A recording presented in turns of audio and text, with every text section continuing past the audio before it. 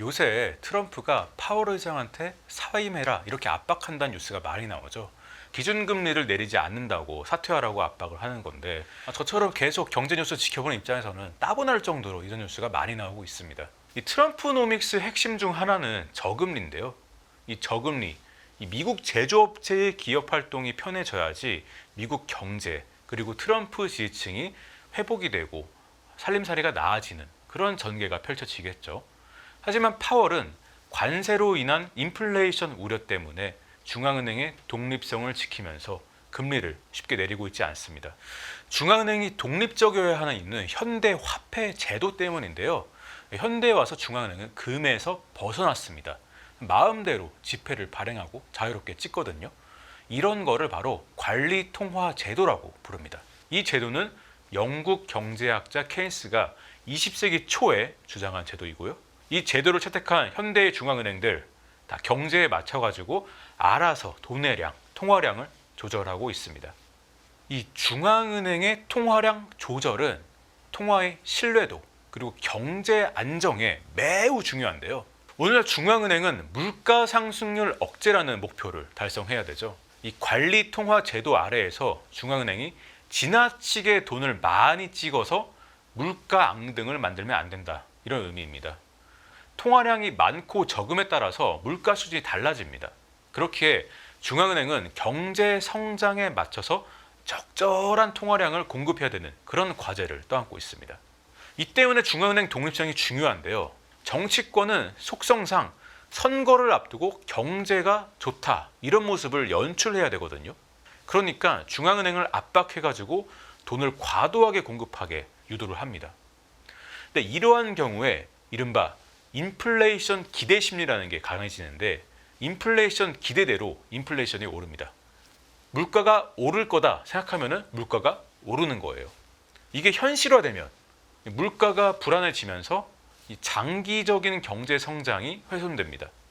정치인들은 사실 다 장기적인 물가 안정이 중요하다는 걸 알아요. 그래도 단기적인 정치적 목표 때문에 이 장기적인 안정을 희생할 수가 있거든요. 그렇기에 중앙은행의 독립성이 중요한 겁니다. 실제로 보수적 중앙은행 이론, 이런 이론이 있습니다.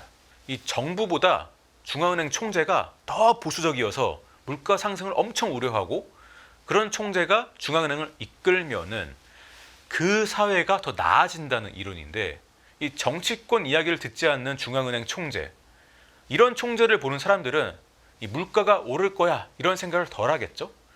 그러면 생각대로 진짜로 물가가 안 오르고요. 또 금리의 변동성도 줄고요. 이 투자와 소비가 살아나고 경제가 살아난다 이런 이론입니다. 이 독립적인 중앙은행은 또 재정의 지배라는 것도 막습니다.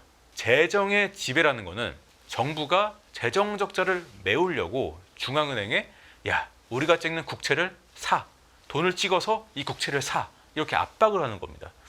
이러면은 정부가 그 돈으로 막 재정을 쓰니까 물가가 빠르게 오릅니다. 이거를 어려운 말로 재정 적자의 화폐화라고도 합니다. 하지만 독립성이 높은 중앙은행, 재정의 지배를 막고요. 물가 안정 그리고 정부의 재정 건전성까지 보호하는 기능을 가집니다.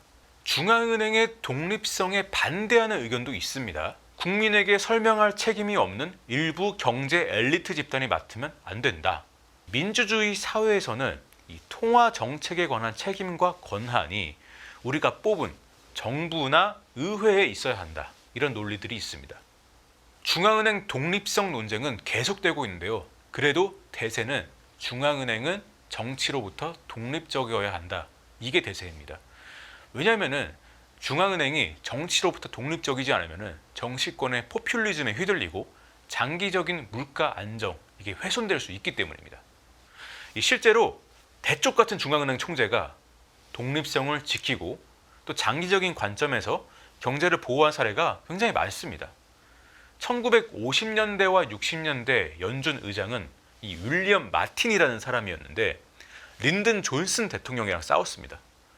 이 존슨 대통령은 지금의 트럼프처럼 저금리를 원했어요.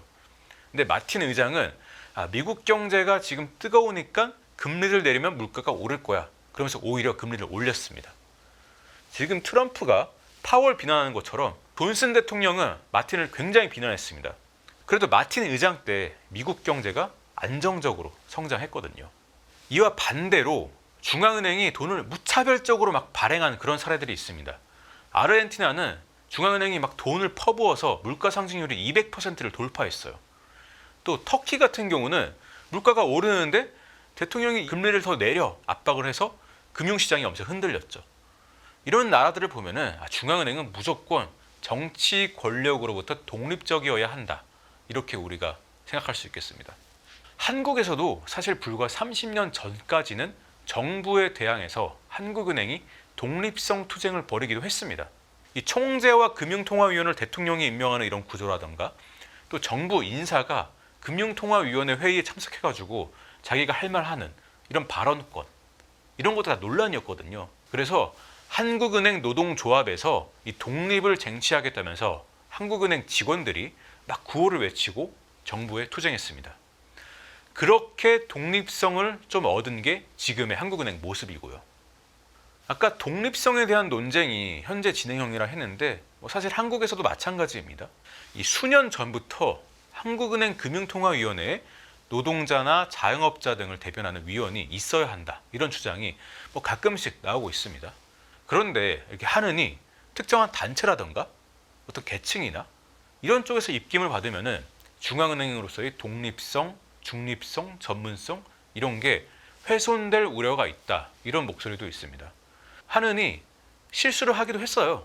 팬데믹 때 돈 풀기를 너무 해서 이 현금 가치가 완전 떨어졌고 부동산 가치는 엄청 올랐잖아요. 이러한 정책들이 집을 가진 사람과 기성세대는 유리했고 집이 없는 사람과 자산을 이제 막 형성해야 되는 청년 세대한테는 불리했습니다. 그러니까 시비가 걸리는 거죠.